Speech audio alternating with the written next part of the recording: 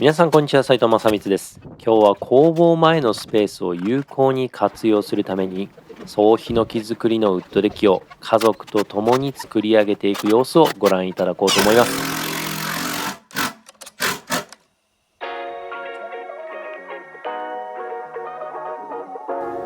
私の工房は玄関の前にあり、その玄関ポーチの前には少しだけ芝生がある、ほとんど活用されていないスペースがあります。今回はそこにウッドデッキを作って作業ができるスペースを拡大していこうと、そういうふうに考えています。まず最初に玄関ポーチの高さと家の擁壁の高さを測定しています。まずは擁壁の高さが玄関ポーチに対してどれくらいのばらつきにあるかというのを見ています。玄関ポーチの高さに対して擁壁の高さはプラスマイナス1ミリぐらいの中に入っていました。そして作業がしやすいように少しフェンスを外しておきます。玄関ポーチと擁壁というのは平行になっているとは限りません。ですから玄関ポーチに対して平行な線を擁壁の上に引いていきます。これが基準の線となります。ウッドデッキの基礎を直角平行に保っておかないと作業が大変になるので、この基準線出し、直角出しは本当に慎重に、後のコースを減らすつもりでここに重点を置いておきます。基準線も長い方が精度がいいので、できるだけ延長して書いておきます。そしてその基準線に対してレーザーを揃えていきます。日中晴天の時はレーザーが非常に見にくいので、こうやって何かに当ててやると見やすくなりますから、そうやってレーザーの位置出しをしていきます。今回使ったシグマンのレーザーはターゲットプレートというものが付属していて、このようにターゲットプレートに当てるとより分かりやすくなりますから、参考にしてみてください。今こいつから、こっちに向けて、水平というか、直線がレーザーで取れてる状態かつ、そこの90度のラインですね。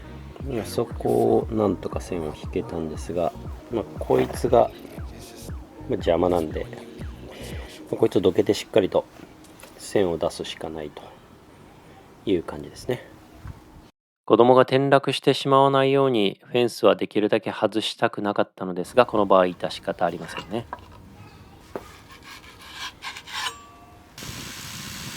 カットするほかありませんのでグラインダーで切っていきますが、ここで初めて分かったのは鉄を切る作業が本当に私は苦手だということがよく分かりました。邪魔だったフェンスがなくなりましたから、基準線に対する直角の線を出し、そこに柱の位置を考えてみます。この基礎パッキンの位置に柱が来るわけです。見てください。両壁が直角ではないということから、このように斜めに直角の線が走ることになり、かなりギリギリであることがわかると思います。これは擁壁の精度がいいとか悪いとかではなく、家のポーチを基準に取ったためにこういうことになっています。擁壁を信じて立ててしまうと、斜めのウッドデッキが出来上がってしまうので要注意ですね。塚の石が決まりましたので、塚石を置くところに穴を掘っていきます。今回はスペースも狭いので目見当で掘っていきますが、本来であれば水糸などを張った方がいいでしょう。1つ目の穴には昔ブルーベリーが埋まっていたので非常に柔らかく、かなり深く掘っていかないと安定しないといった様子でした。穴を掘りながらレーザーでおよその位置を確認していきたいので、擁壁の高さにターゲットプレートが合うような板を作っておきます。これを作っておくことで、今掘り進めた穴がもっと掘らなければいけないのかどうかという高さが一目瞭然です。ターゲットプレートの位置に達するまであとどれぐらい掘り進めればいいのかということが分かりやすくなる。それだけでもやり直しも防げますし、楽になってきます。というのも、地面の高さも一定ではありませんから、掘り進める穴の深さもそれぞれに応じて変えなければいけません。ですからこういった目安があると非常に楽な作業ができるわけです。今回はネダをなくして大引きを4本引くだけで簡単な構造にしてしまおうと、そういうふうに考えています。使う使い石の数は12個、その分の穴を掘り進めています。ブルーベリーが植わっていた位置はかなり深く掘ったので、砂利を投入してもなかなか思った高さに上がってくれません。ドライモルタルを追加しながら、そして時々この砂利を叩き固めながら高さをだんだんと上げていきます。しかしまだまだ高さが足らず、声が漏れてしまいます。漏れすぎ。ドライモルタルを追加しながら砂利をありったけ敷いていきます。するとどうでしょう。元の位置にほとんど砂利の高さが戻ってしまうぐらい盛り上げないと基礎と同じ高さにならない、そういった地面の高さの位置でした。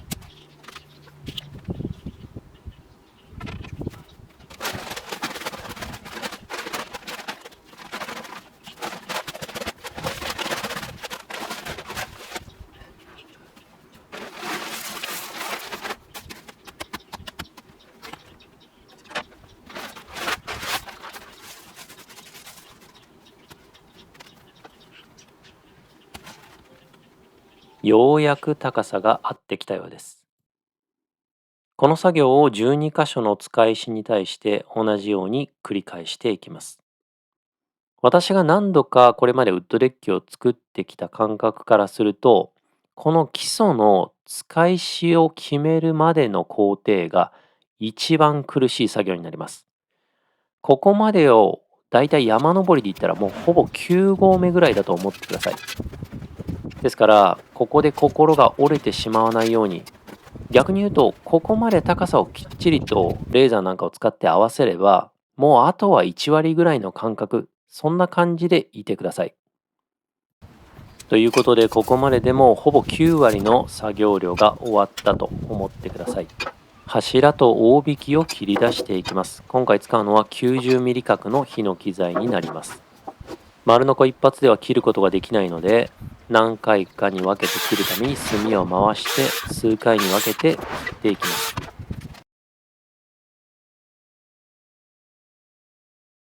柱を切り出すことができました。下手くそなので断面がこのように色が分かれております。そして柱の下側には基礎パッキンをつけておきます。直接基礎の上にヒノキを置いてしまうと水を吸い上げて腐ってしまう可能性があるのでパッキンをつけておきます。今回のウッドデッキの長手側の柱と大引きは相掛きで組み合わせていこうと思っています。私はこの構造に詳しくないのでこれがいいのか悪いのかは分かりませんが、一番簡単だったのでハーフラップジョイントで組んでいきます。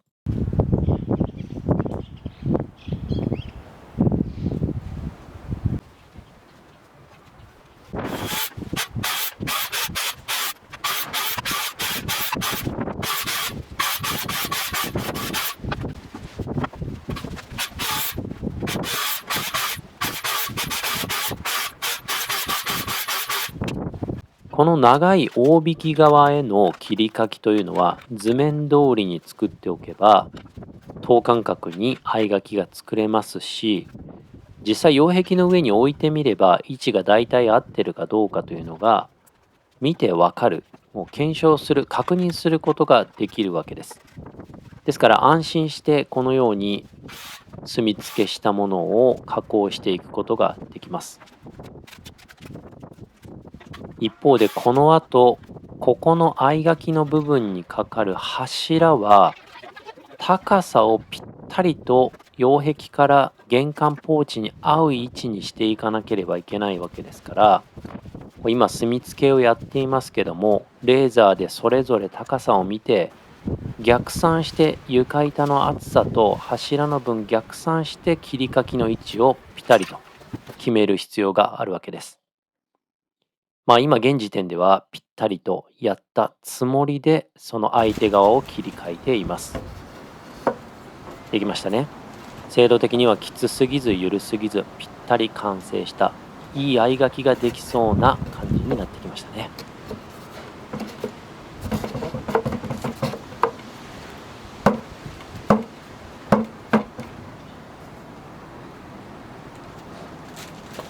それを仮組みして一度擁壁の上に乗せてみます。今こっちを仮組みしたら明らかに高いので、この板がここに、この面とここが一緒になる、この面とここが一緒になる予定なのに、上に乗せてもまだこっちが高いです。ということでレーザーからの計測ミスということが判明したのでやり直します。さっきの間違った原因なんですけども、このタイルね、ここから基準から何ミリレーザーの位置が上がってるかっていうのを読むときに、今これちょっとねカメラで見えてるかわかんないですけど、だいたいここですね、画面中央付近を指してると思うんですが、これをですね、私が142と読まずに42と読んで計算していたので、100ミリほどずれていたということになります。まあこの時点で気づいてよかったということにしておきましょう。ということで、柱側の合書きの部分はやり直しです。気を取り直して次の日、もう一度仮組みして、重たすぎるので安定しないので妻に付き合ってもらいながらもう一度乗せてみます。床板を取ってきて、この状態で確認してみましょう。ドキドキです。水平が取れていそうに見えますが、柱がちょっと傾いている感じがするので妻に修正してもらいながら確認し、間違いなくできているということが確認が取れましたので一度ばらします。擁壁の短い側に乗る柱たちにも先ほどの位置をマーキングして毛がいていきます。どの位置に大引きが接合されるのかということを毛がいていきます。そして今回使う接合方法の一つとして、先ほどは合書きでしたがドミノジョイントを使っていきます。このドミノと書かれた部分にこのドイツ製のフェスツールドミノを使ってほぞ穴を開けていきます。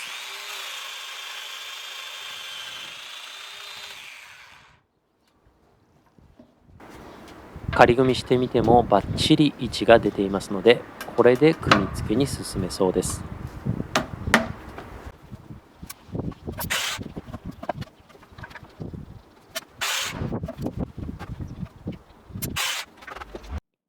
ドミノを開け終わったら柱の部分は塗装をかけていきます。今回は黒っぽい塗装をしてみました。少し木目が残る感じに仕上げたかったので、あえての1回塗りです。このウッドデッキの場所は上に屋根がついているので、1回塗りでもなんとか耐えてくれると信じてこのまま進めます。柱と接合される大引きにもドミノの穴を開けておきます。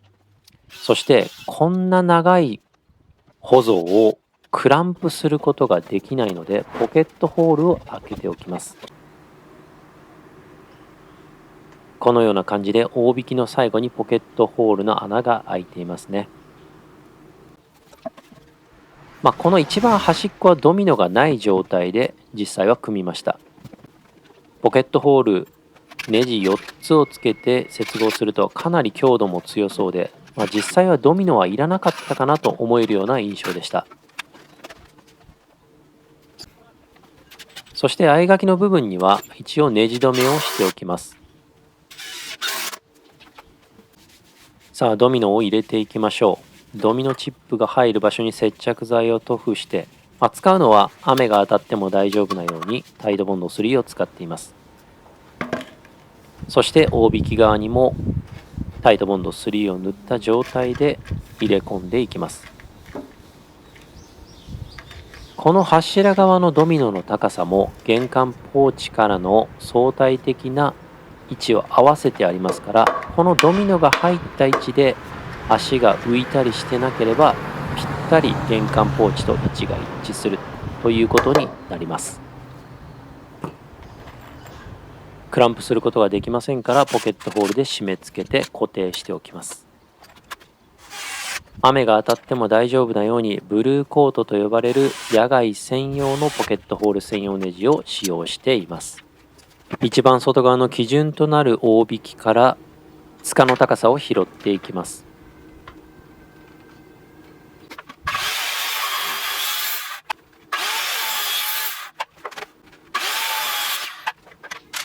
切り出した3箇所分の塚を実際に基礎パッキンの上に置いて水平器を当てて確認しています。どれもぴったり水平にできていることが見て取れました。これは基礎をしっかりとやってきた証拠ですね。その塚を起点に大引きと柱を組み付けていきます。ここもドミノジョイントで接合していきますが、もしこのドミノジョイントの位置がおかしければ、この大引きは水平にはならないということになります。玄関ポーチを基準にして決めたドミノの高さと、先ほど切り出した塚の高さが一致してなければ水平にはなりませんが、ここは水平がちゃんと出ていてほっとしました。そして短い側の柱4本のうちの真ん中2本は少しだけ下げておきます。そして今回ネダがありませんので大引きだけということになります。大引き同士の間隔、寸法が狂ってしまっては設計図通りにできませんので、大引き同士がちゃんと等間隔になるように 2x4 を切り出して同じ長さの 2x4 を大引きをつなぐように絡ませてあります。これも内側から接合できるようにポケットホールジョイントで簡単に組んでいきます。こうすることで等間隔の大引きが出来上がります。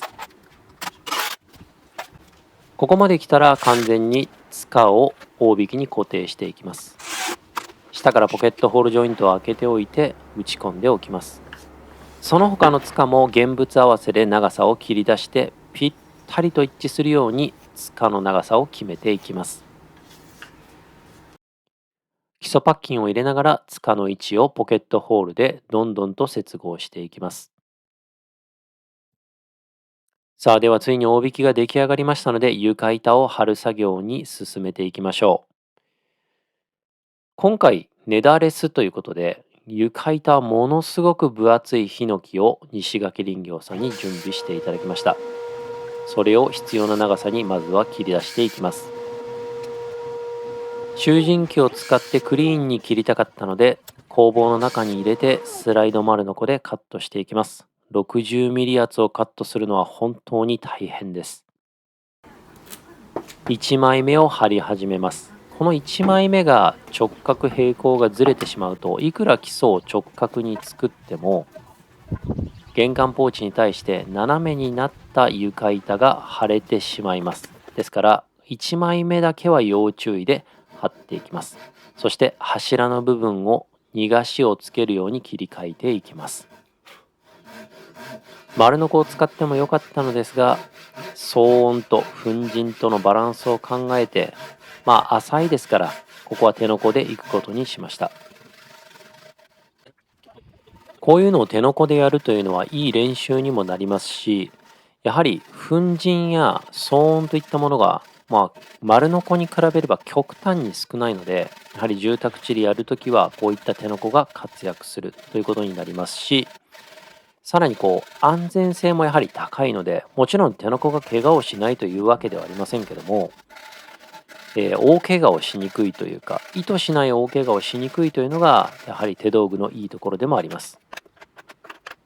のみを使って仕上げるのも大変かなと思う面もありますが、やはり飛び散る木くずが圧倒的に減りますし、騒音も少ないですし、トータルで考えれば作業量は増えますが、行ってこいなのかなというふうに個人的には感じています。オフカメラで直角を確認しながら1枚目の位置を決めることができました。ネジ2箇所で固定しています。少し隙間が空いているところもありますが、許容範囲ということで1枚目はこれで完了とします。床材の面取りもカンナで仕上げていきます。もちろんトリマーを使ってもいいんですが、トリマーを使うと四方八方に木くずが広がって、ご近所に迷惑がかかるということで、野外作業の時はカンナ仕上げにするようにしております。ここで我が家のヘルパーが登場です。そこにいて。おお。じゃあ反対側もやってごらん。面白い。ここやりやすい。そう。で、45度だから。ちょっと私がやろうとしてたのに、ちょっと私がやろうとしてた。もう一人のヘルパーさんは口は達者です。手のカンナで仕上げていると、こうやって子供にもやらせることができるのが大きなメリットの一つかと思います。この後本格的に小学校5年生でも実践の戦力になるということを彼は証明してくれました。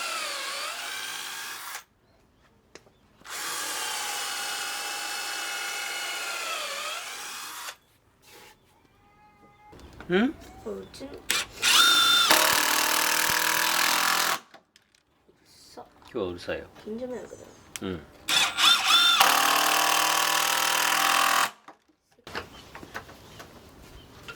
スペーサーを入れてな。うん。ちょっと動いた。この木材は西垣林業さんに提供していただきました。西垣林業さんは伐採、製材、流通、販売を行っている木材会社です。愛知県では豊田市で製材工場をやっていて、木材の地産地消にも力を入れています。身近な地元の木材利用にも目を向けていただけると嬉しいとのことです。デッキ材の提供ありがとうございました。楽しい床張りですが、このように柱を避けなければならないシーンも出てきます。その時、小学生棟梁はどのようにして乗り越えるのでしょうか。そうです。やはり手の子しか任せることができませんから、手の子でやっていただきます。うん。頑張れ。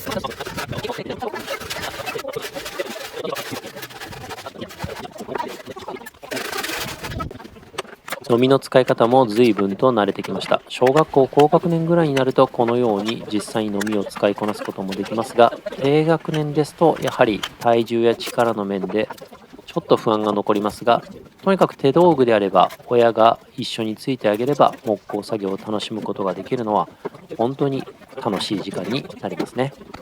うん。お、はまった？いいね。で、こで、3つ挟んで、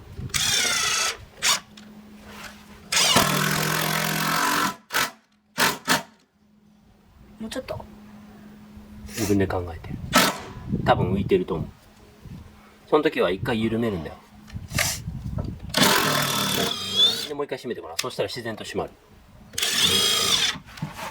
で、スペーサーが緩んできてるから、そうそうそうそうそうそうそう。もうちょい。もうちょい。もうちょい。OK。しゃ。もう一本もう一本。あまよいしょ。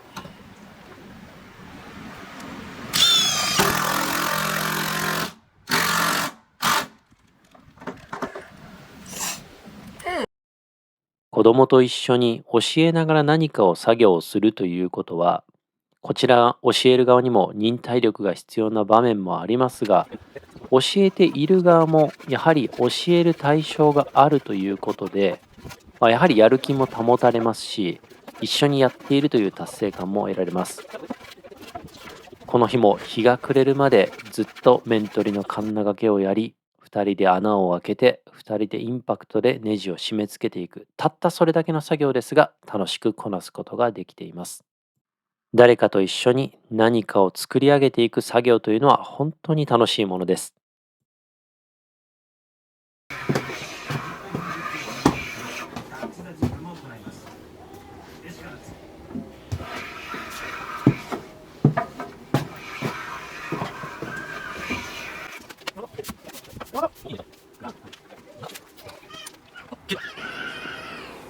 超長いこれ。この日は本当に日が暮れるまで2人で床板の準備を進めました。そして次の日、本当にゴールが見えてきた最後の床張りを進めています。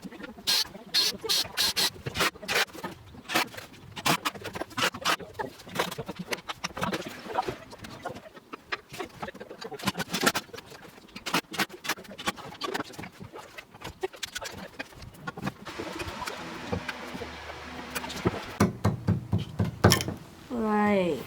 ザコ。で、木目に対して垂直にやろうとすると大変だから。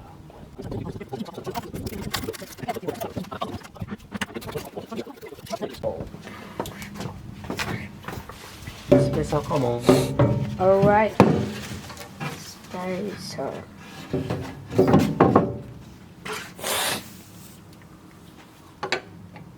アウチ。アウチ。入らない。入らない。もうあと数枚で床板を張り終えるという時だったのですが、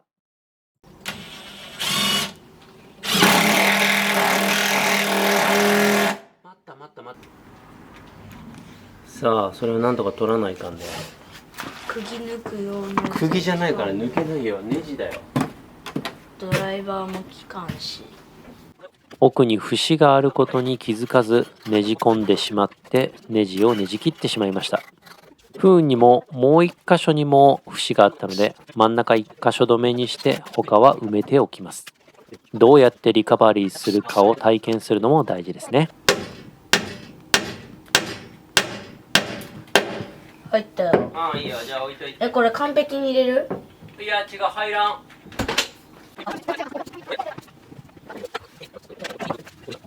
つけて。便利。そう、便利なの。こうぴったりだからつけるのが、だから切れた後びっくりするぐらいぴったりだか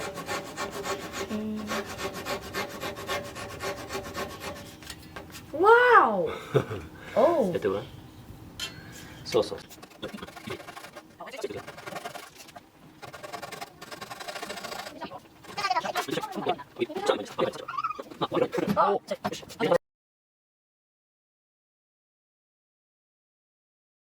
そしてついに床板を張り切ることができました。いろいろ本職に比べれば粗が多いところはありますけれども、柱を避けながらよく頑張ったと思います。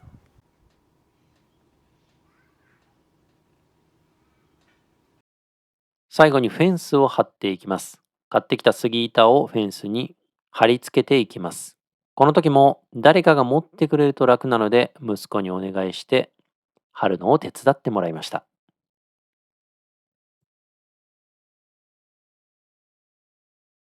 そして短い側のフェンスには以前貼っていたフェンス材をもう一度再活用しようとプレナー掛けをする準備をしています。10年以上雨風にさらされたウリンは土もついていますし、プレナー掛けするにはちょっと準備が必要です。プレナーの刃を傷めないように砂を落とし、そしてネジが残っていないかなどを確認して自動カンナにかけて表面をさらっと取り去ります。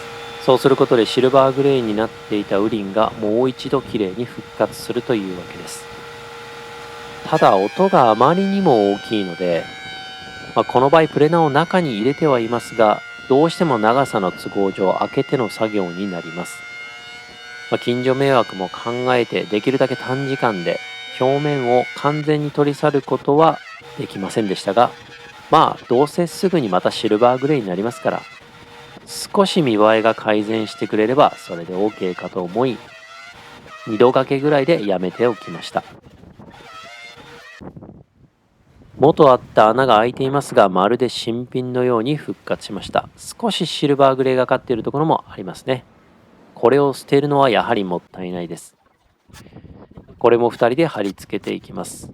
もちろん寸法を測って下から貼ってもいいのですが、上面を合わせたかったので上から貼っていくことにしました。この時1人ではなかなかやはり難しいので、ヘルパーさんがいてくれて、小学生棟梁がいて成り立つ工法かなと思います。本当に最後まで辛抱強くお手伝いをしてくれました。ありがとう。最後に柱の上にお化粧をして完成となります。使ったのは今回は 1x6 を買ってきて使いました。同じ塗料で塗装して黒っぽく仕上げてあります。完成直後から梅雨の時期に入ってしまいました。撮影が少し遅れたのですが、実際雨が降ってみるとヒノキのいい香りが周囲に漂っています。作業する場所として活躍し始めていますが、実際作業場にするにはもったいないぐらいの素晴らしいヒノキのデッキが出来上がりました。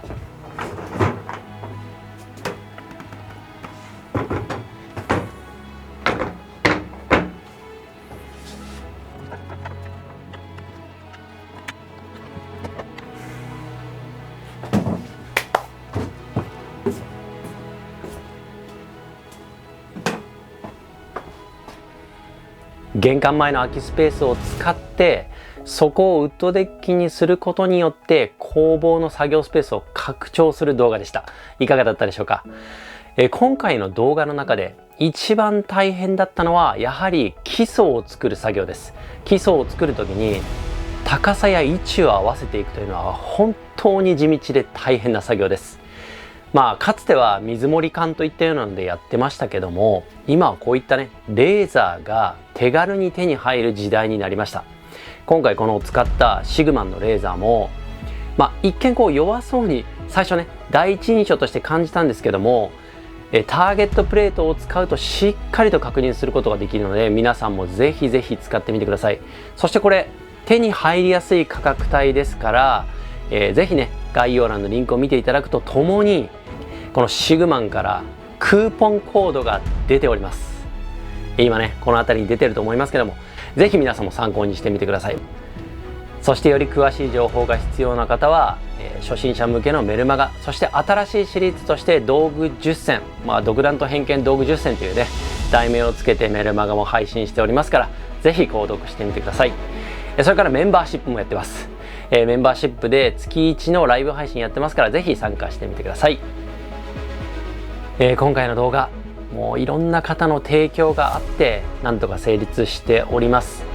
床板を提供してくれた西垣林業さん、それからレーザー提供してくれたシグマンツールさん、それから消耗品いつも提供してくれているクレッグ、そして私のメインスポンサーである水山ね、いろんなスポンサーの方の協力があって成り立っておりますし、先ほど言ったメンバーシップのメンバーの方も私にねいろいろ協力してくださっているというふうに感じております。ありがとうございます。これからもねいい動画作っていきたいと思いますんで、ぜひぜひチャンネル登録、それからね高評価よろしくお願いします。であとコメントなんかもね、何か質問がありましたらお寄せいただけるといいかなと思います。ではまた次の動画でお会いしましょう。